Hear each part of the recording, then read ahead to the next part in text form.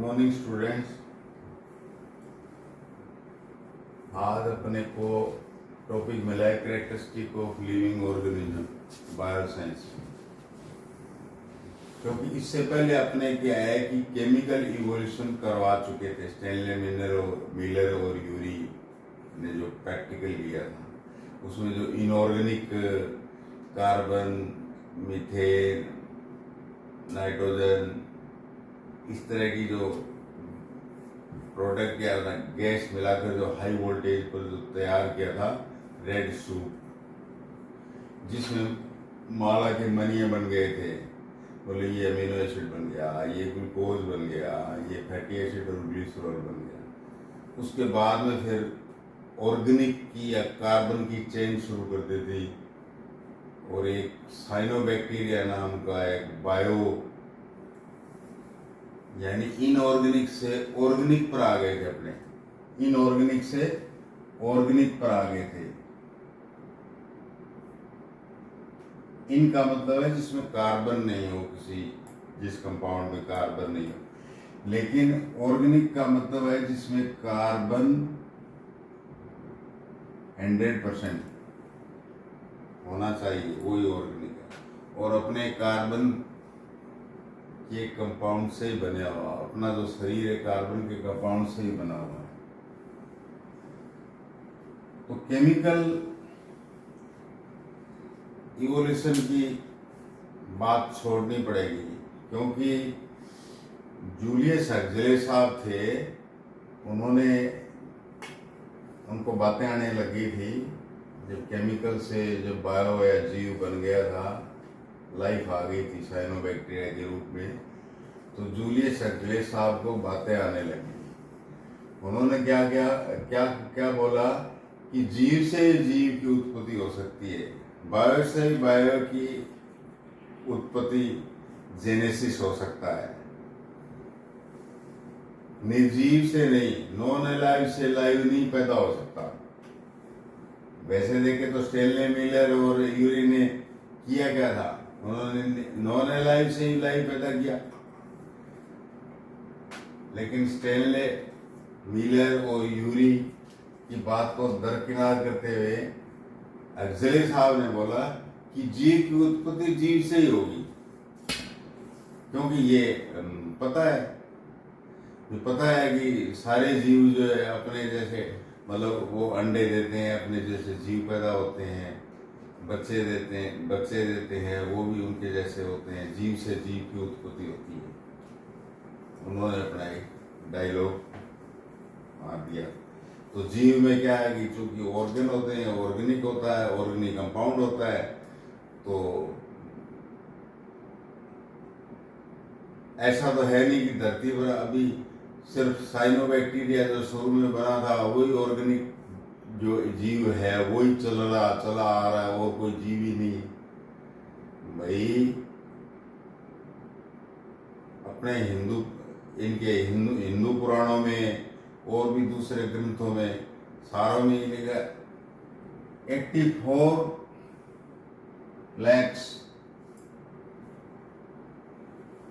84 लाख योनिया है, 84 लाख जीव बताए हैं।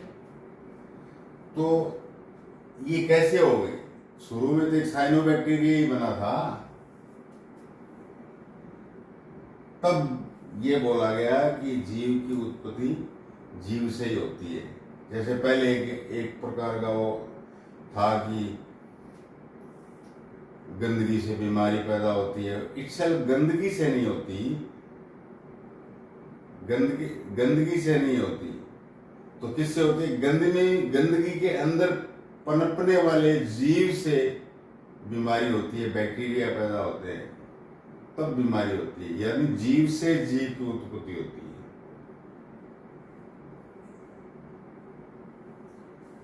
तो हम आ जाते हैं इस पर हमने जीव बना दिया है, और इसके फिर लक्षण क्या होंगे?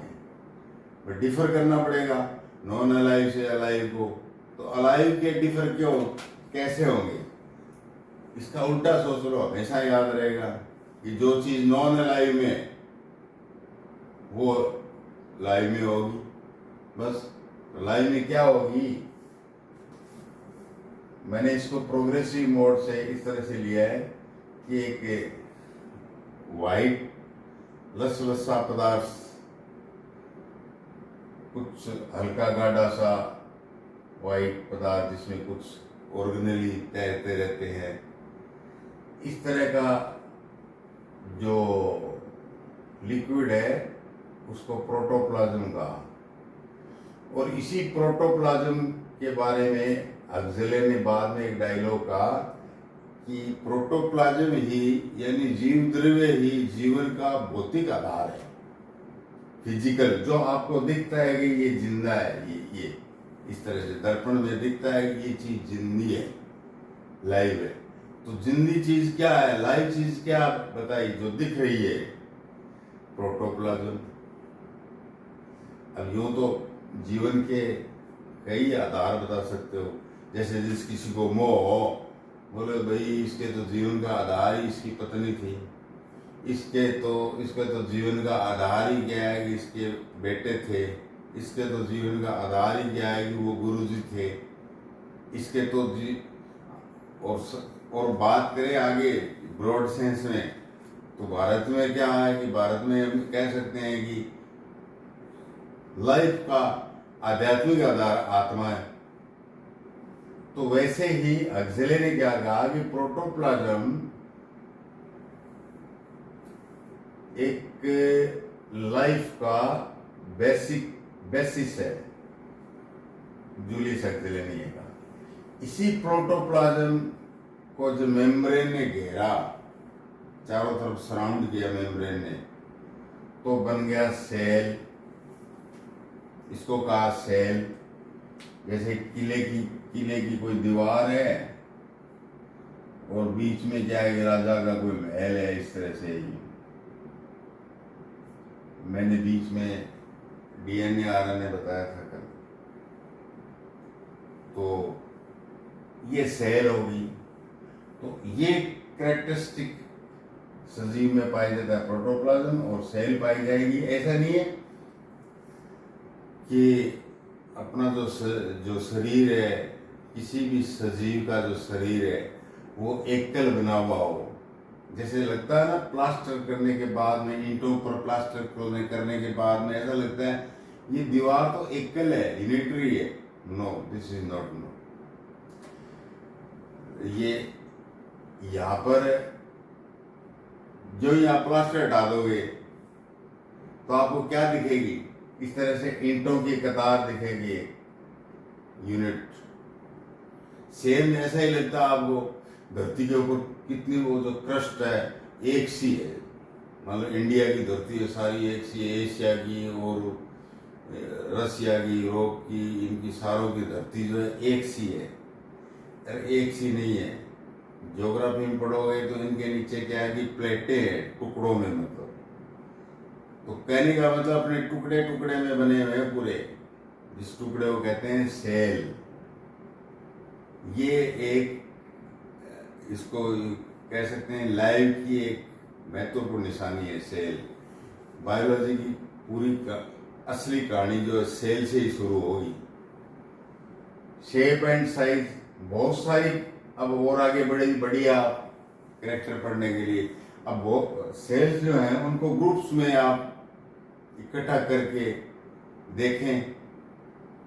सेल तो क्या है कि माइक्रोस्कोप से दिखती है ना, लेकिन बहुत सारी हो जाती हैं, ग्रुप में हो जाती हैं, तो वो दिखने लग जाती है किसमें, शेप और साइज में दिखने लग जाती है। वो क्या है कि जैसे आदमी में बिलियंस कितनी संख्या है वो इकट्ठी हो जाती है, तो हाथी में इतनी सारी सेल्स इकट्ठी हो जाती है तो हाथी जैसा दिखे, घोड़े में इकट्ठी हो जाती है तो उसकी शेप एंड साइज बन जाती है। तो शेप एंड साइज से किसी स्पीशीज को आप पहचान लेते हो। अच्छा, अपने जनरल कहते थे कि ये कितनी को मोटा आदमी है, कितनी मिट्टी ले रखी है इसने, तो भाई ये मिट्टी जो है ये सेल के ग्रुप में होने से बनती है और शेप एंड साइज बन जाती है, और उस शेप एंड साइज से किसी स्पीशीज को आप पहचान जाते हो, तो ये पहचान बना देती है। तो ये भी एक वो क्या कहते हैं लक्षण है लाइफ के। अब शेप एंड साइज से क्या है कि आपने सेल्स को इकट्ठा तो कर लिया, जो प्रोटोप्लाज्म, सेल और ग्रुप ऑफ सेल से शेप एंड साइज बना ली एक लाइन की। मतलब ऐसा नहीं लग रहा आप जैसे कोई टेडी बियर बनाने जा रहे हो।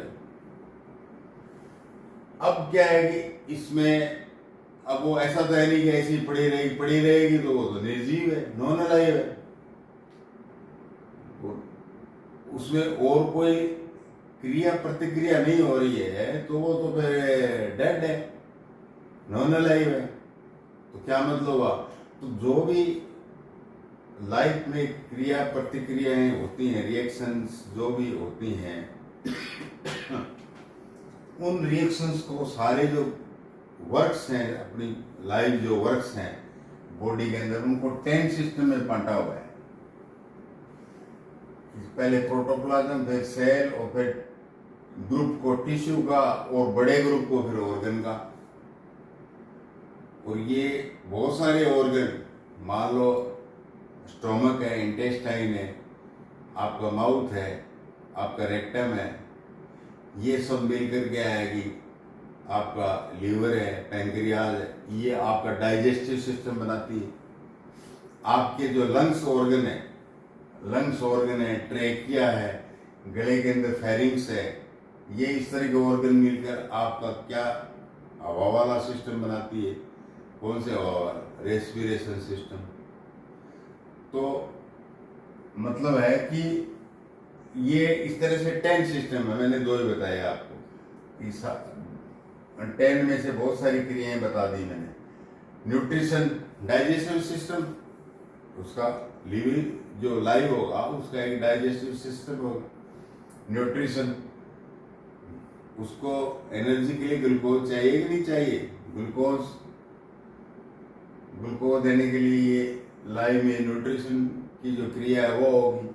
और उस खाली ग्लूकोज पड़ा हुआ क्या करेगा?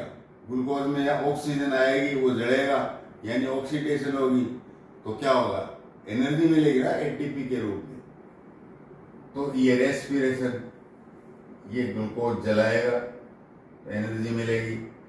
और मेटाबॉलिज्म का मतलब क्या हुआ? अच्छा, इससे पहले आप ये भी कह सकते हो एक्सक्रीशन। जब ग्लूकोज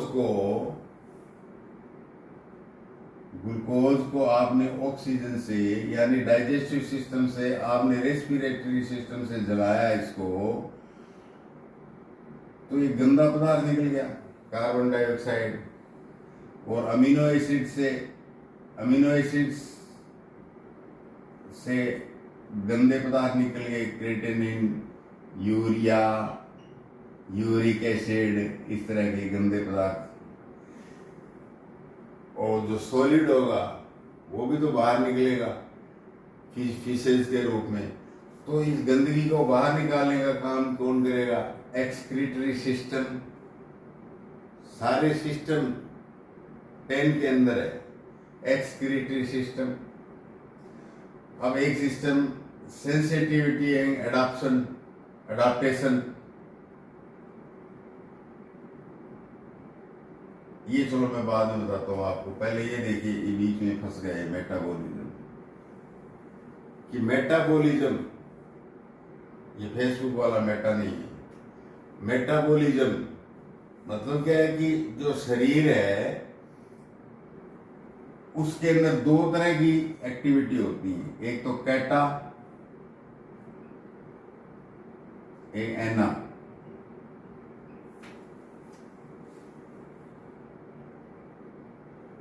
इंग्लैंड के अंदर क्या है कि बच्चियों के बहुत नाम रखते हैं, एना, कैटा। तो जो चीज डिस्ट्रॉय की जा रही है, जिसको तोड़ा जा रहा है, ब्रेकेबल। कैटा मीन्स ब्रेकेबल, जो ब्रेक किया जाता है वो सिस्टम कैटाबॉलिज्म वाला होगा। तो भाई ये तो ग्लूकोज वगैरह ये तो बन रहा है ना, इसको तो हम एनाबॉलिज्म कहेंगे। बनाने को हम एनाबॉलिज्म कहेंगे और ब्रेक करने को, तोड़ने को हम कैटा कहेंगे। तो बनाना और तोड़ना, ये दोनों ही इस दोनों क्रियाओं को मेटाबॉलिज्म कहते हैं अपने शरीर में। तो जो लाइव है उसका मेटाबॉलिज्म होता रहता है। अब वो एनर्जी मतलब क्या है कि मेटाबॉलिज्म क्रियाएं होने से ही क्या है कि अपने को एनर्जी मिलती है। अब कोई डेड बॉडी है, डेड ही कह दिया या नॉन अलाइव है, उसके आप माथे के तिलक लगा दीजिए, सूख जाएगा क्या? नहीं सूखता। लेकिन जो लाइव है बॉडी की, उसके तिलक लगाते ही 2-4 मिनट में तिलक सूख जाता है। भाई एनर्जी जो आती है ब्लड से, हीट पैदा होती है, सूख जाता है। तो मेटाबॉलिज्म का ही कमाल है कि ये लाइव में दोनों कैटा और एनाबॉलिज्म या कैटाबॉलिज्म दोनों होता रहता है। इससे एनर्जी मिलती रहती है अपने को लगातार।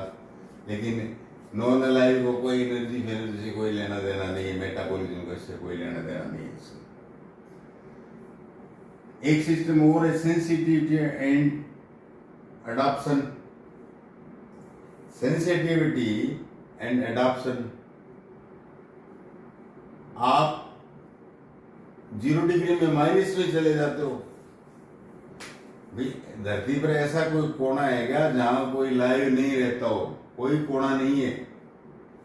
लेकिन टेम्परेचर का कितना डिफरेंस है, लाइट का कितना डिफरेंस है, एयर प्रेशर का कितना डिफरेंस है, बहुत सारे डिफर आते हैं मामले।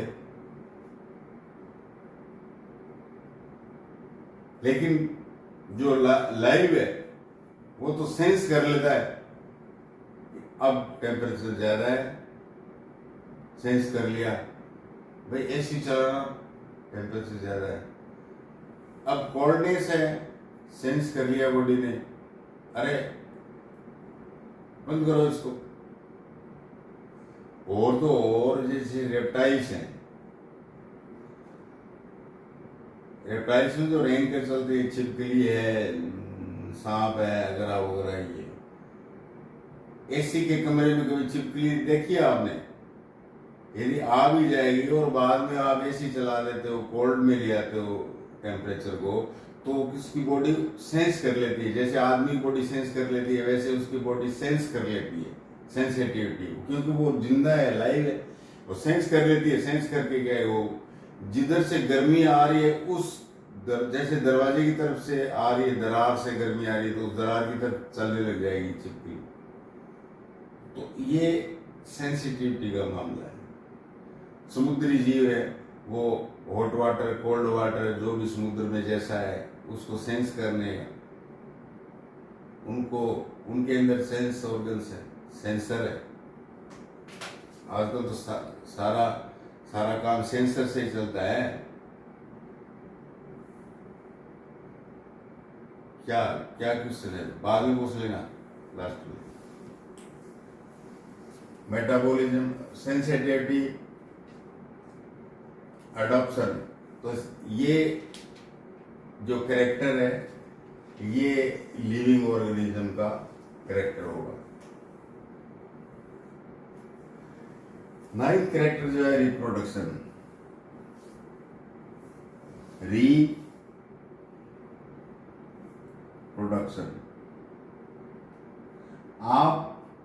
आप तो प्रोड्यूस हुए ही हो, लिविंग तो प्रोड्यूस हुआ ही है, वो रिप्रोड्यूस करे तो उसको रिप्रोडक्शन कहते हैं। अपने जैसा वो जीव इस धरती पर पैदा करके मर जाए, ये सिस्टम लाइव है। पेड़ अपने जैसा एक पेड़ बीज के अंदर छोड़ के सॉफ्टवेयर बना के, यानी डीएनए में अपनी प्रतिकृति, रिप्लिका छोड़ के, और वो चला जाता है, पेड़ नष्ट हो जाता है। ऐसे ही जीव जो है वो एनिमल नष्ट हो जाते हैं। तो ये एक प्रोसीजर है, ये भी एक सिस्टम है, 10 सिस्टम है, रिप्रोडक्शन सिस्टम, सेंसिटिविटी अडॉप्टेशन वाला सिस्टम, ये नर्व सिस्टम। तो जो सारे सिस्टम है वो क्या है कि जीव की निशानियां हैं, कैरेक्टरिस्टिक हैं। आप इस तरह से क्रम वाइज इसको मेमोरी में रख सकते हो।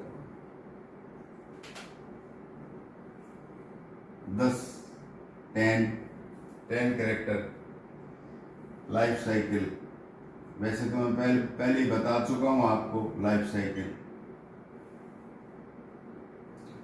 कि जीव का जन्म होता है, बर्थ होता है।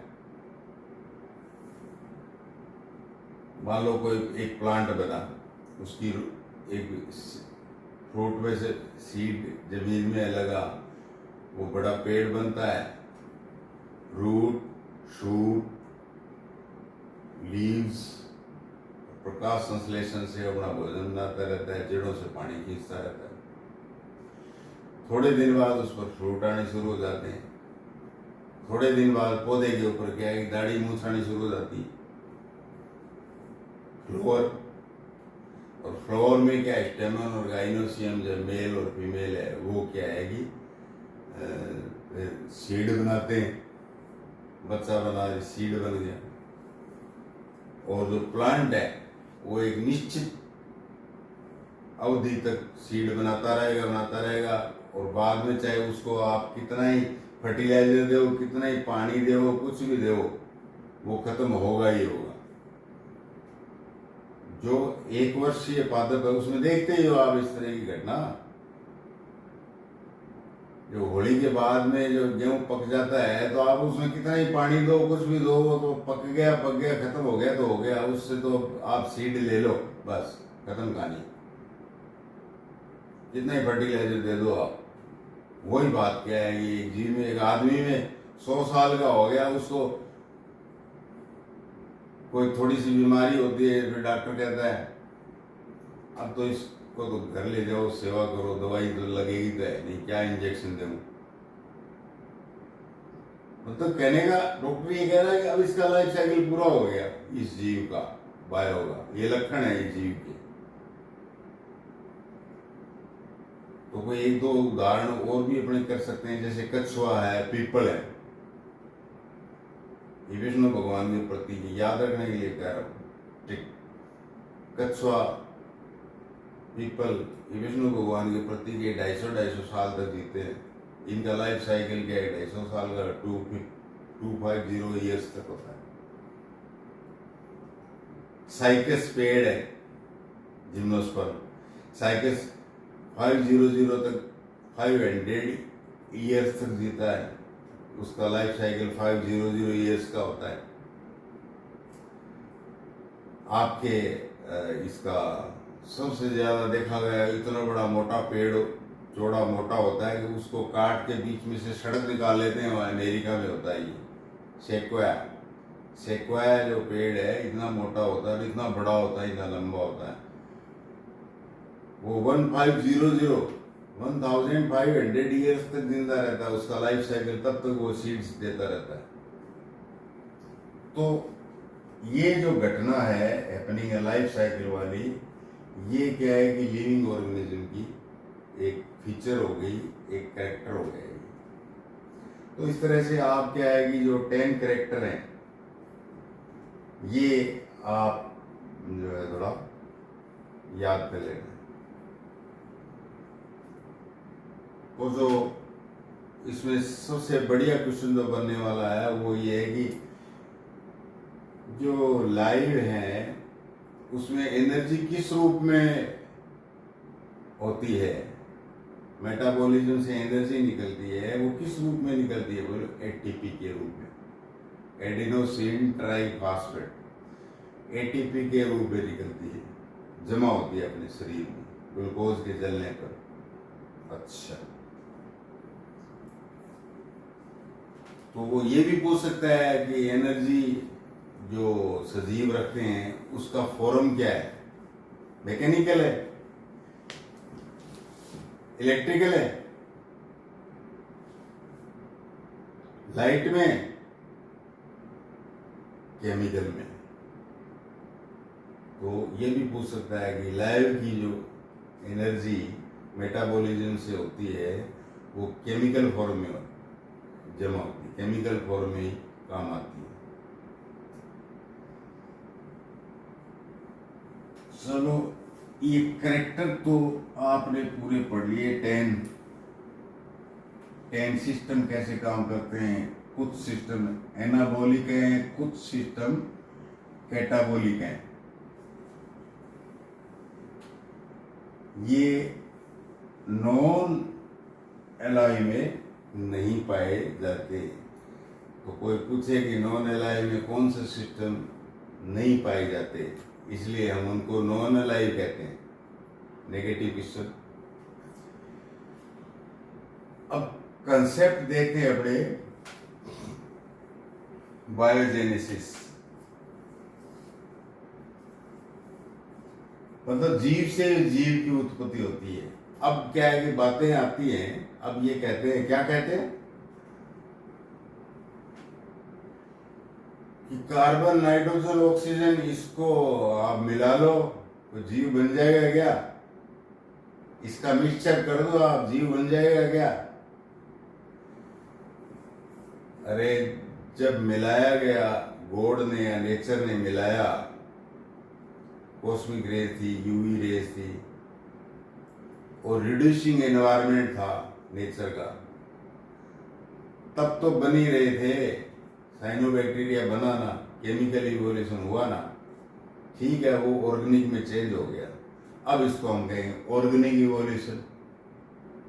अब हम कहते हैं इसको ऑर्गेनिक इवोल्यूशन। अब क्वेश्चन सीधा सीधा खड़ा हो जाता है कि अब साइनोबैक्टीरिया जैसे क्यों नहीं बनते। भाई नेचर का अब वो एनवायरनमेंट नहीं है। अब पहले एनवायरनमेंट था रिड्यूसिंग, अब है ऑक्सीडाइजिंग। अब तो ऑर्गेनिक इवोल्यूशन ही होगा। जीव क्या है, खूब भर भर के ऑक्सीजन ले रहे हैं, सांस ले रहे हैं। बाद में डार्विन बताएगा कि किस किस प्रकार से क्या हो। लेकिन ऑर्गेनिक मतलब कार्बन का इवोल्यूशन, केमिकल इवोल्यूशन को छोड़ दिया। और वैसे देखें तो आदमी अभी भी स्टेनले मिलर जैसा प्रयोग अभी भी कर रहा है। स्टेनले मिलर और यूरी ने जो प्रयोग किया उससे क्या बना था, आरएनए बना था। आज भी चीन ने लैब के अंदर वायरस बनाने की कोशिश की, यानी आरएनए बनाने की कोशिश की, तो गलत आरएनए बन गया और सारे वर्ल्ड को ले बैठा वो कोरोना वायरस, जिसमें क्या था, आरएनए तो था, सिंथेसाइज किया उसने। ऐसे एक एग्जांपल देख सकते हो आप, ऑस्ट्रेलिया में हुआ था। ऑस्ट्रेलिया में बहुत सारे क्या है कि खरगोश हो गए और खेती को उजाड़ रहे थे, फार्मिंग मतलब डी फार्मिंग हो गया, बहुत बड़ी प्रॉब्लम। वहां बिल्लियों को छोड़ा गया कि खरगोश को कंट्रोल कर लेंगी ये बिल्लियां। बिल्लियों ने थोड़ा दिन तो काम किया, उनको खरगोश टेस्ट ही नहीं लगा, इधर बिल्लियां बढ़ने लगी, खरगोश भी साथ में घूम रहे हैं, ये तो बड़ी प्रॉब्लम हो गई। तो खरगोश को खत्म करने के लिए वहां के लैब वालों ने वहां एक सिंथेटिक मतलब सिंथेसाइज किया आरएनए का, एक आरएनए वायरस का। और वो आरएनए वायरस जो है कॉन्टाजियस था और वो खरगोशों के अंदर इंजेक्ट कर दिया। अब साहब वो वायरस, उसने तो क्या है कि अपना नाटक दिखाया, वायरस ने सारे खरगोशों को मार दिया, साफ कर दिया। जैसे कोरोना आदमियों को मारने लग रहा था, ह्यूमंस को, वहां सारे खरगोश उस वायरस के कारण खत्म हो गए। तो ये नहीं कह सकते कि केमिकल से जीव नहीं बनाए जा सकते।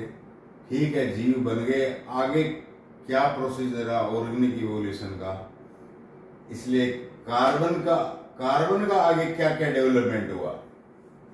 हम कार्बन है, गाय कार्बन है, तो इस ऑर्गेनिक कंपाउंड से बने हैं, हम सजीव हैं।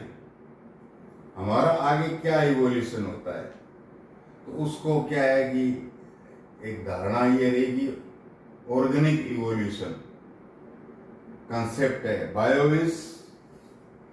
बायोमस जीव, लाइफ, जेनेसिस मतलब जेनरेशन, उत्पत्ति, जीव से जीव की उत्पत्ति, ये पॉइंट है अपना। अब जो पढ़ रहे हैं वो पॉइंट है कि जीव से जीव की उत्पत्ति। तो उसमें एक कंसेप्ट ये आया कि ऑर्गेनिक इवोल्यूशन, और ये श्रीमान साइंटिस्ट थे फ्रांसिस्को रेड्डी। उसको और एक लाइन उसने बोल दी तो उसको याद रखना और पड़ेगा, जीके है भाई, फ्रांसिस्को रेड्डी। ये कोई आंध्र प्रदेश का रेड्डी नहीं था, फॉरेन का था, फ्रांसिस्को रेड्डी। उसने ये ऑर्गेनिक इवोल्यूशन के बारे में कहा कि जीव की उत्पत्ति जीव से होती है। सेल थ्योरी, अब यहाँ एक दो साइंटिस्ट और आ गए, स्लाइडन महोदय,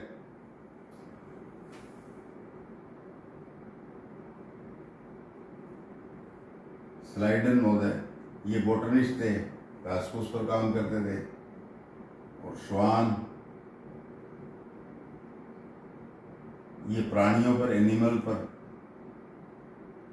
याद रहना चाहिए आपको श्वान तो, क्योंकि श्वान जो है अपने हिंदी के अंदर या संस्कृत में श्वान कुत्ते को कहते हैं, एनिमल पर काम किया है श्वान ने। तो स्लाइडन और श्वान दोनों ने कहा कि सेल से ही सेल बनती है भाई, सेलुलर थ्योरी, इसको कहते हैं सेलुलर थ्योरी। मतलब हमारा जो शरीर है एकल नहीं है, सॉलिटरी नहीं है प्लांट्स का और एनिमल्स का, वो खंड खंड से बना हुआ है। उस खंड का नाम क्या है? सेल। अब जीन थ्योरी कि जीव की जीव से उत्पत्ति तो ठीक है, हमने तो कभी देखा नहीं कि मोहनलाल जी के जी में आई और उन्होंने के दूसरा मोहनलाल जी खड़ा कर दिया फटाक से, ऐसा तो कुछ जादू देखा नहीं। एक पीपल को, बहुत बड़ा पीपल है, उसके जी में आई शट एक जीव बन, एक पीपल और बन जाए मेरे जैसा, तो साइड में खड़ा हो गया, ऐसा हमने तो देखा नहीं। क्यों नहीं देखा? लाइफ साइकिल के कारण।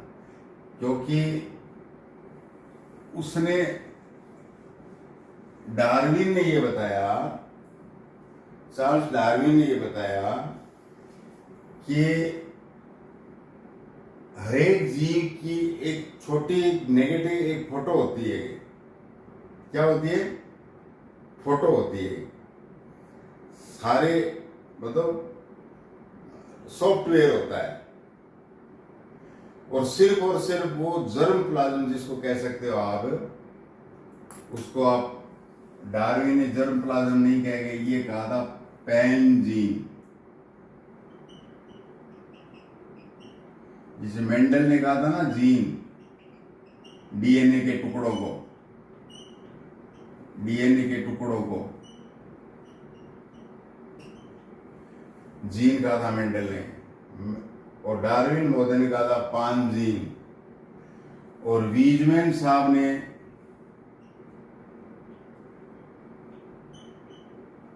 वो वाइजमैन है या वीजमैन है,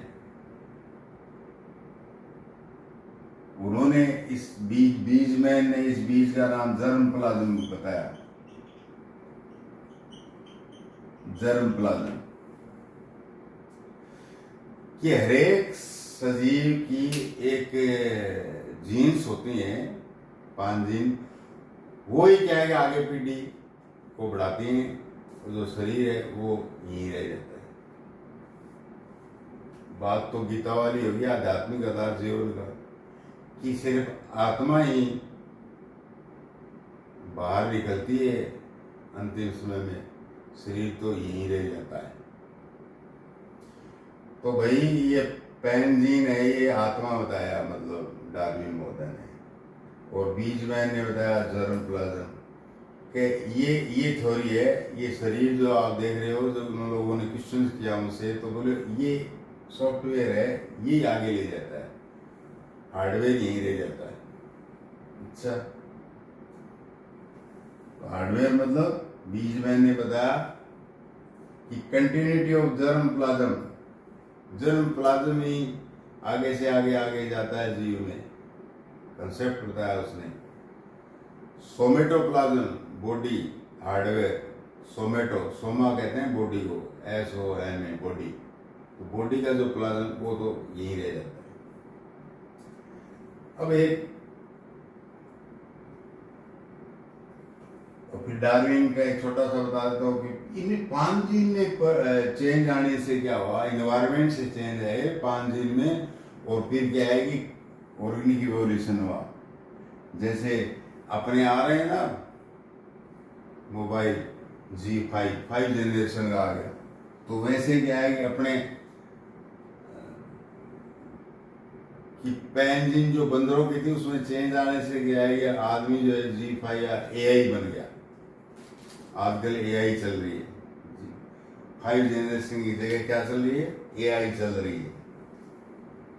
तो जनरेशन 1, जनरेशन 2 और AI ये सब आ गए। ये 5 जीन में, पैन जीन में चेंज आने से जर्म प्लाज्म बीजमैन के अनुसार। अब एक श्रीमान है बीडल है,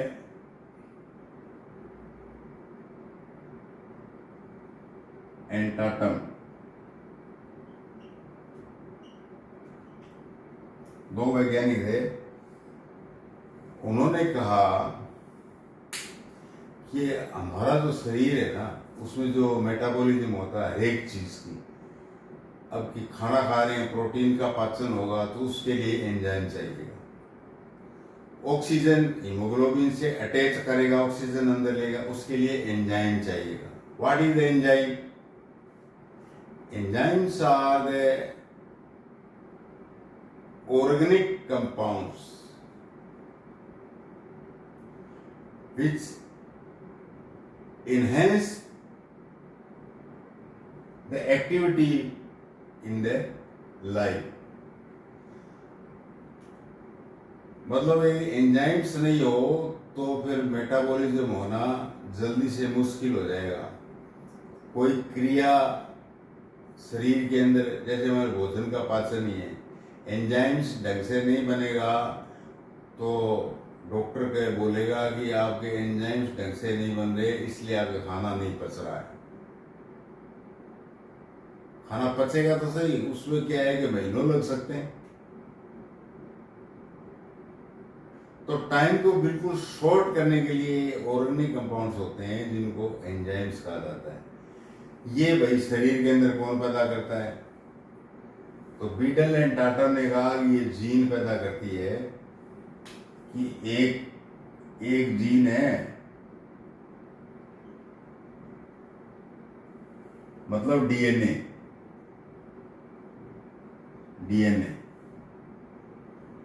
और ये क्या है कि अपनी कॉपी बनाता है। इसकी कॉपी है आरएनए कॉपी, अपने जीन की एक कॉपी बनाता आरएनए, और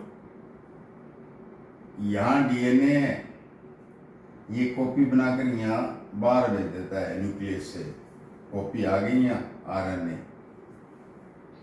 और ये आरएनए यहाँ एंजाइम बना देता है जो जैसा चाह एंजाइम।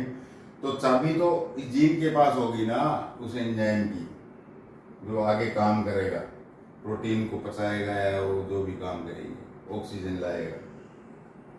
तो मूल कॉपी तो डीएनए हो गया ना जीन। बीडल टाटा ने कहा एक जीन एक ही एंजाइम पैदा करता है। लोगों ने कहा ये क्या है? भी ये जीन तो क्या है कि 46 क्रोमोसोम है आदमी में, जैसे 46 क्रोमोसोम, और सारे क्रोमोसोम्स में लास्ट 23वां 23 पेयर को छोड़ दीजिए, 22 पेयर्स में एक सी जीन है, एक जोड़े में 17 जीन है, दूसरे में मान लो 500 जीन है, एक ही जगह पर इस तरह से सारे क्रोमोसोम्स में, सेल्स में, आपके कान में, नाक में, हाथ में, पैर में, सारे मांस में, बोन्स में, सारी सेल्स के अंदर ये क्रोमोसोम और ऐसे ही जीन्स लगी हुई हैं, और स्टोमक में।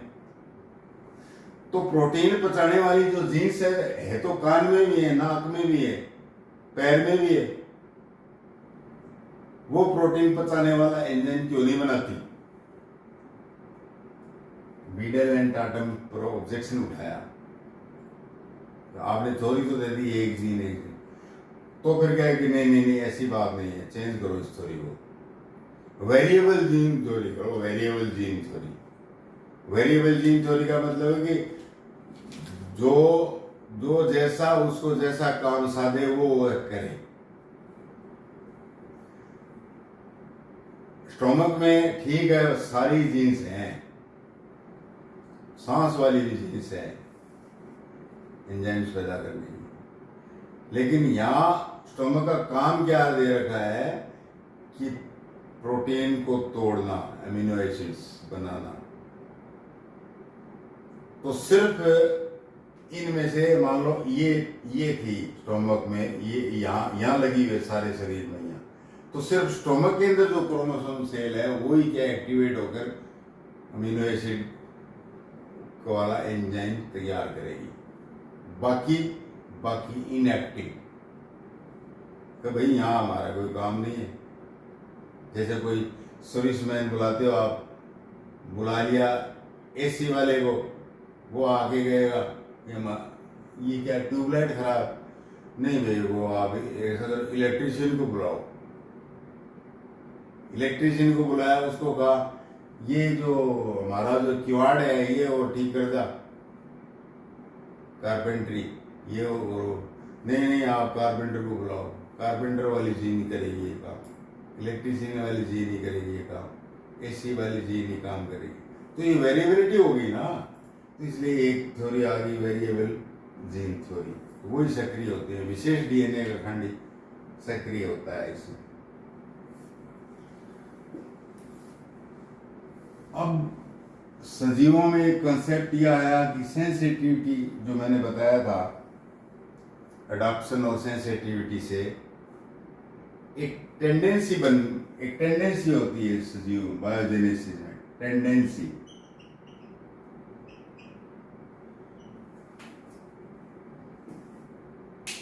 मतलब बॉडी को मरम्मत करने की टेंडेंसी भगवान ने दी है सारे सजीवों को।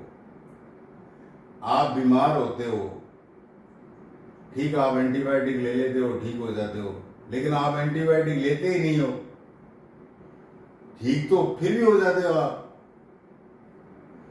अब कोरोना में क्या है, वायरस जन्य जितने भी रोग हैं उनमें आप कितनी दवाई दे दो, जुकाम है बोलो दवाई दो डॉक्टर साहब, अच्छा लो ये ले जाओ, डॉक्टर बोलता है जुकाम वाले को ये ले जाओ, ये लोगे तो एक हफ्ते में ठीक हो जाओगे, वरना 7 दिन लग जाएंगे।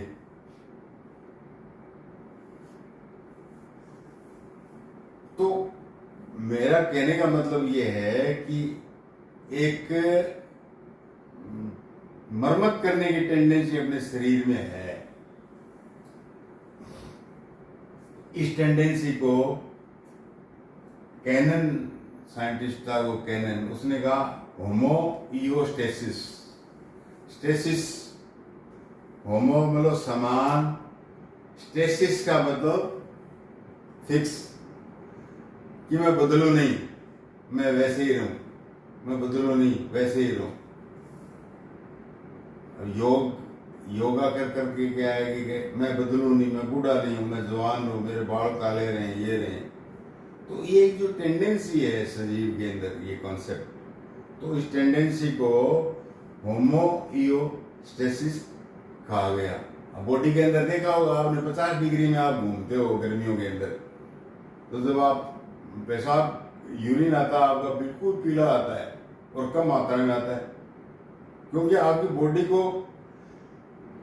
सही होमोइयोस्टिसिस में रखने के लिए वाटर की जरूरत है, वाटर रिटेनिंग की जरूरत है कि पानी बाहर नहीं चला जाए, पानी है नहीं। और सर्दियों में ठंड के कारण अरे बाहर निकालो, पानी को बाहर निकालो, जो यूरिन का कलर है वो पानी जैसा ही होता है और खूब मतलब ज्यादा मात्रा में यूरिन आता है। ये जो टेंडेंसी है ये बॉडी की, ये क्या कहलाती है? कैनन ने बताया कि ये बॉडी को स्टेसिस में रखने के लिए टेंडेंसी है, इसको होमोइयोस्टेसिस बोला गया। तो ये कैरेक्टरिस्टिक ऑफ लिविंग ऑर्गेनिज्म है। आपने क्या है कि लिविंग ही लिविंग खड़े कर दिए चारों तरफ, मतलब सजीव ही सजीव आपने बना दिए। तो मैंने बताया नहीं कि 84 लाख स्पीसीज। अब 84 लाख स्पीसीज को आप स्टडी कैसे करोगे? आपको बोल दिया इनकी स्टडी करनी है स्पीसीज की, कैसे करोगे? तो इन सब को बोला है कोई सिस्टम बनाओ। बोलो क्या सिस्टम अपनाए कि थोड़ी सी चीज के अंदर सारे याद हो जाएं, सारे याद रह जाएं।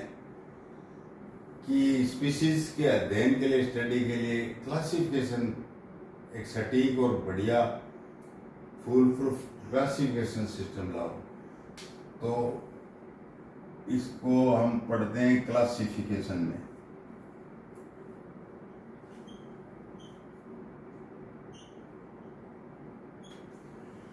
मतलब अलग अलग जो स्पीसीज हैं दुनिया भर की मिलियंस में, उनको एक एक क्लास में जचाना और एक पूरे क्लास की स्टडी कर ली। अब क्लास का मतलब क्या है कि जैसे स्टूडेंट्स तो क्या है कि मान लो एक स्कूल के अंदर 2000 है, लेकिन उनको 6-7 ग्रुप में बांट दिया कि 6th class, 7th class, 8th class, 7, तो अपने अपने ग्रुप में इकट्ठे हो जाते हैं, क्लास बन गई उनकी। अब 7th क्लास का क्या सिलेबस है और कोई टीचर जाएगा तो वो बताएगा, वो वहाँ 7th की बात करेगा, वो 12th क्लास की बात थोड़ी करेगा। तो बात ये इसलिए क्लासिफिकेशन करना पड़ा, to study the whole organisms in a short style. तो सबसे पहले श्रीमान साइंटिस्ट थे रे।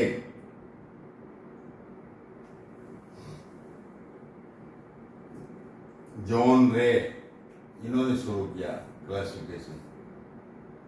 लेकिन बाद में क्या है कि यूं समझिए फादर ऑफ क्लासिफिकेशन या ये इस तरह से एक श्रीमान थे कैरोलस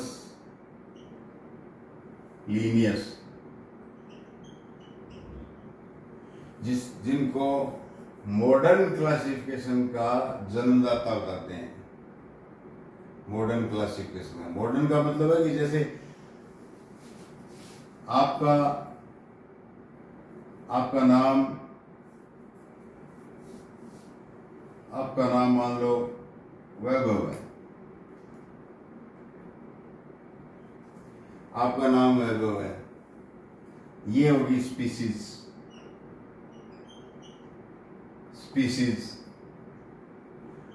आपका जो सरनेम है वो जीनस हो गया। वैभव तो बहुत है।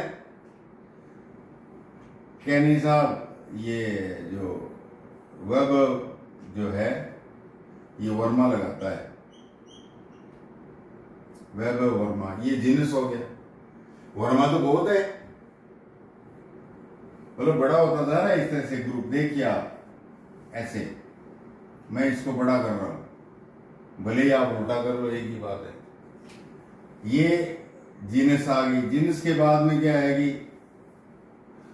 तो बहुत सारी जीनस को इकट्ठा करो, स्पीशीज को इकट्ठा किया, बहुत सारी जीनस।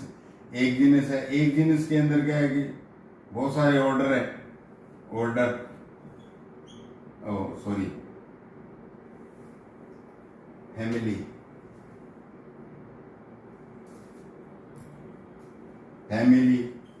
बहुत सारी फैमिलियां मिलकर ऑर्डर बनाती हैं। बहुत सारे ऑर्डर मिलकर क्या बनाते हैं? फाइलम बनाते हैं। तो एक तरीका बनाया उन्होंने, मतलब कि अच्छा शिक्षा विभाग, एजुकेशन डिपार्टमेंट, अच्छा ठीक है, शिक्षा विभाग, फाइलम हो गया। अच्छा, कौन सा गांव?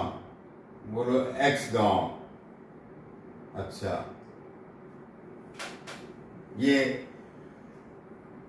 ये ऑर्डर हो गया, ऑर्डर। अच्छा, कौन सी स्कूल? वो फैमिली होगी।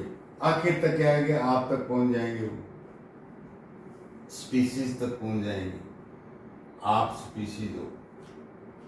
तो इस तरह का जो सिस्टम है ये कैरोलस लिनियस ने बनाया था और उसने क्लासिफाई किया। और इन बातों को सारों को क्या है कि उसने प्लांट्स का, एनिमल्स का, मतलब काफ़ी उसने किया था। जैसे एनिमल्स के बारे में लिखा था उसने किताब सिस्टेमा नेचुरा, नेचर का सिस्टम। ये किताब किसने लिखी? कैरोलस लिनियस ने।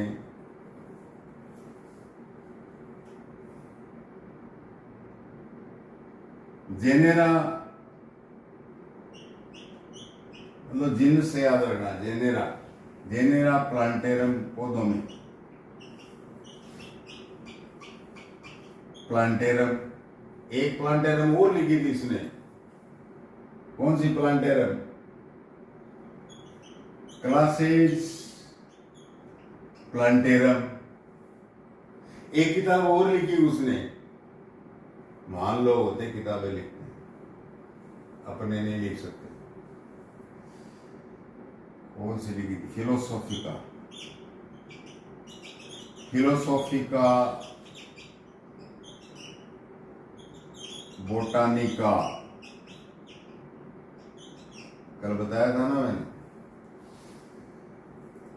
बोटनी का मतलब होता है बास्किंग, मतलब चरना, ग्राउजिंग। ये 4 किताब कैरोलस लिनियस महोदय ने लिखी। कोई भी किताब पूछ सकता है जीके में, कौन थे श्रीमान, क्या काम किया था, आधुनिक क्लासिफिकेशन कैसे आया, सिस्टम ऑफ नेचरिया में क्या है, नेचर के सिस्टम के बारे में। और ये जो मैंने species, genus, family, order, phylum, और फाइलम के बाद में जगत जो बताया था।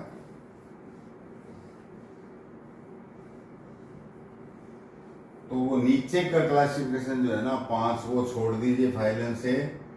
और इसमें एक नए साइंटिस्ट महोदय घुसड़े, जिसको श्रीमान वाइटेकर कहा गया।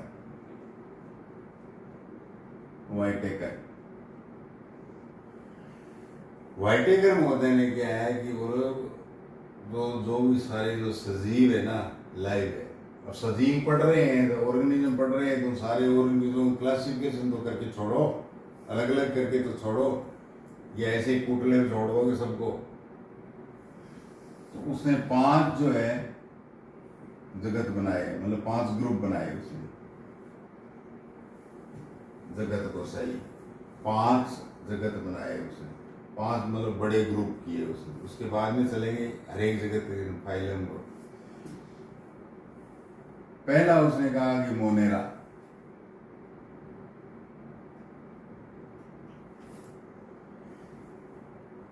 पहला मोनेरा। और तो पहला जीव कौन सा था? साइनोबैक्टीरिया। और बाद में बैक्टीरिया, तरह तरह के लाभदायक और नुकसानदायक बैक्टीरिया। वो मतलब मोनेरा का अर्थ होता है एक, मतलब इस तरह से एक। इसमें डीएनए पड़ा है, आरएनए पड़ा है, और ये मेम्ब्रेन है। एक थैली, एक थैली मोनेरा।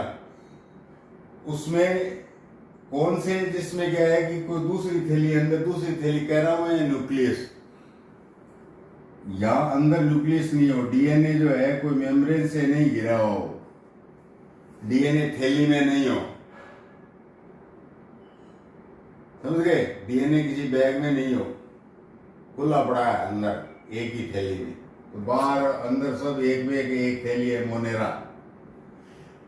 तो ऐसे जीव जो यूनिन्यूक्लिएट, एक ही कोशिका के हो, और जिनमें न्यूक्लियस मेम्ब्रेन नहीं हो, समझ में आ गया? इनको न्यूक्लियस का दूसरा एक नाम भी होता है कैरियो, कहते हैं कैरियोन। न्यूक्लियस का क्या नाम है? कैरियोन, पर्यायवाची।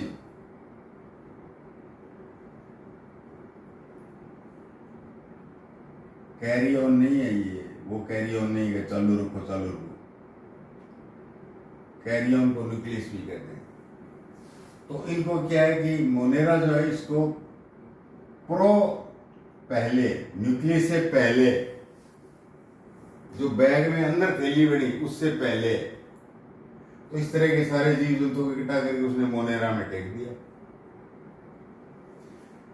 कुछ यूनिन्यूक्लिएट ऐसे आए जिसको जिन्होंने अपने क्या है कि डीएनए के चारों तरफ ऐसी मेम्ब्रेन बना ली।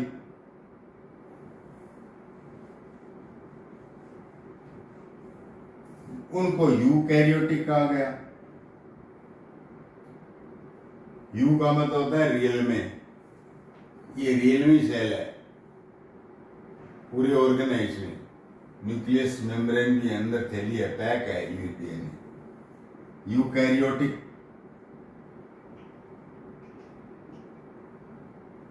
जो यूकैरियोटिक थे उनको उसने नाम दिया, मैं कहा लिखूं,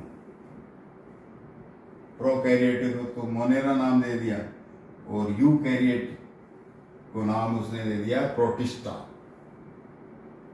प्रोटिस्टा। आपको पूछने के लिए ये पूछ सकता है कि एक ऐसा जीव है जो यूनिन्यूक्लिएट है। न्यूक्लियर बोलते हैं ना, मतलब बैग सेल के अंदर एक बैग यूनिन्यूक्लिएट है और फोटोसिंथेसिस भी कर रहा है। यूग्लिना, क्लेमाइडोमोनास, इस तरह के कुछ जीव है। हालांकि नॉन फोटोसिंथेसिस भी पूछ सकता है कि अमीबा तो फोटोसिंथेसिस नहीं करता, एक ही सेल है, उसके अंदर एक न्यूक्लियस है, तो उसको किस में रखोगे? तो प्रोटिस्टा में डाल दो, प्रोटिस्टा में डालते हैं उसको। तो अमीबा, पैरामीशियम वगैरह प्रोटिस्टा में डाल दें, हालांकि वो फोटोसिंथेसिस नहीं करते, लेकिन और कंडीशन पूरा कर देते हैं। वो यूनिन्यूक्लिएट है और यूनि मेम्ब्रेनस। तीसरा जो ग्रुप है उसने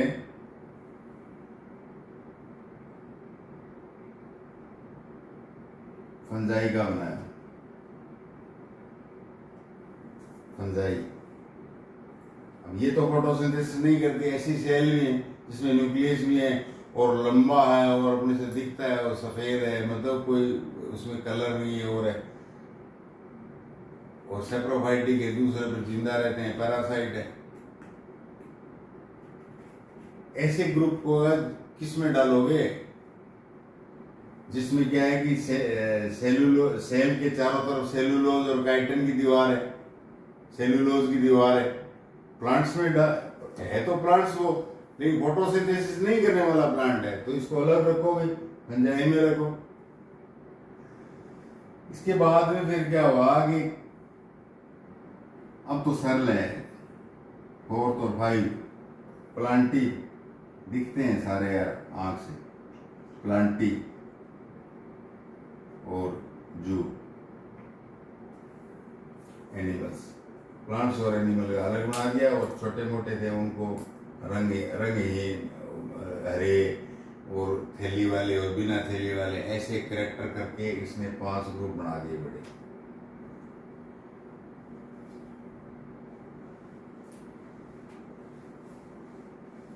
ये बड़ा क्लासिफिकेशन होता है, छोटा अपने काम का नहीं है। कंपटीशन एग्जाम में 5 तक ही सीमित है।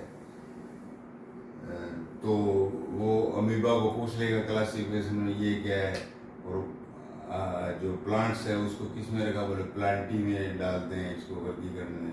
कैरोलस लिनियस की किताबें वगैरह है वो पूछ लेगा, उस किताब में क्या है, ज़्यादा हार्ड करेगा तो उस किताब में क्या लिखा है वो पूछ लेगा। तो इस तरह से हमने क्लासिफिकेशन पढ़ लिया सजीवों का, उनका कंसेप्ट पढ़ लिया, उससे पहले उनके कैरेक्टरिस्टिक भी पढ़ दिए। आपको अच्छी तरह से याद हो जाएगा।